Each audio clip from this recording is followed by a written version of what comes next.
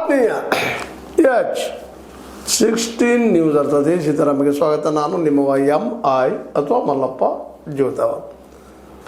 ನಮ್ಮ ಪ್ರಿಯಾಂಕ ಖರ್ಗೆ ಅವರು IT-BT ಸಚಿವರು ಯಾಕೋ ಏನು RSS ಅನ್ನು ಮತ್ತು ಮೋಹನ್ ಭಾಗವತರನ್ನು ಟೀಕೆ ಮಾಡದಿದ್ದರೆ ಉಂಡು ಕೂಡ ಕಪ್ಪಿಸೋದಿಲ್ಲ ಅಂತ ಕಾಣ್ತದ.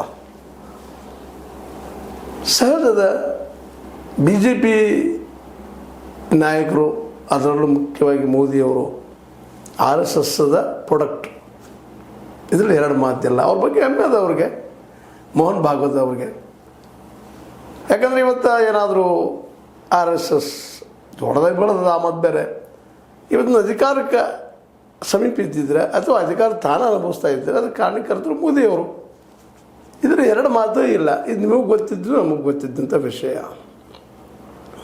ಹೀಗಾಗಿ ಅವರೇನೋ ಒಂದು ಸಂದರ್ಭದಲ್ಲಿ ಹೇಳಿರ್ಬೋದು ಮತ್ತು ಅವ್ರ ಬಗ್ಗೆ ಹೆಮ್ಮೆ ಇರೋದಲ್ಲ. ಸಹಜವಾಗಿ ವಿಶ್ವಗುರು ಅಂತೇನ್ರಿ ಮತ್ತೆ ನೋಡ್ರಿ ಹೆಮ್ಮೆ ಇರೋದು. ಅವ್ರೇನೋ ಹೇಳಿದಾರೆ ಪಾಪ ಮೋಹನ್ ಭಾಗವತರು.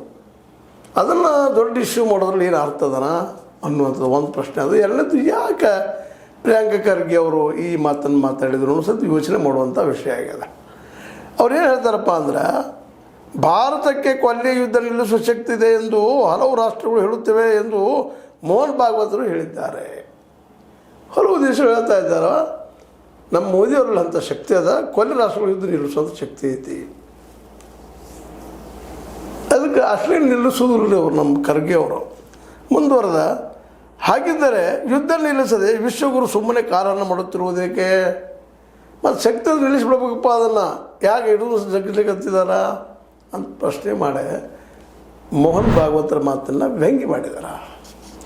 ಇದು ಸರಿಯೋ ತಪ್ಪೋ ವ್ಯಂಗ್ಯ ಮಾಡಿದ್ದು, ಆದರೆ ಪ್ರಜಾಪ್ರಭುತ್ವದಲ್ಲಿ ಇದಕ್ಕೆಲ್ಲ ಅವಕಾಶಗಳಿದ್ದಾವೆ, ಇಲ್ಲ ಅಂತಲ್ಲ. ಯಾಕಂತಂದ್ರೆ ಸಹಜವಾಗಿ ಕಾಂಗ್ರೆಸ್ BJPಯನ್ನು ಅದಕ್ಕೆ ಹೆಚ್ಚು RSSನ್ನು ವಿರೋಧಿಸೋದ್ರಲ್ಲಿ ಎರಡು ಮಾತಿಲ್ಲ, ಗೊತ್ತಿದ್ದ ವಿಷಯ.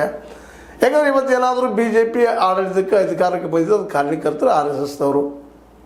RSSದ ಮೂಲ ಸಂಘಟನೆ ಅಂದ್ರೆ ಇವತ್ತು ಮೋದಿಯವರು ಬಂದರು, BJP ಬಂತು, ಜನಸಂಘ ಬಂತು, ಸಂಘ ಪರಿವಾರ ಬಂತು, ಬಜರಂಗ ದಳ ಬಂತು, ರಾಮ್ ಸೇನಾ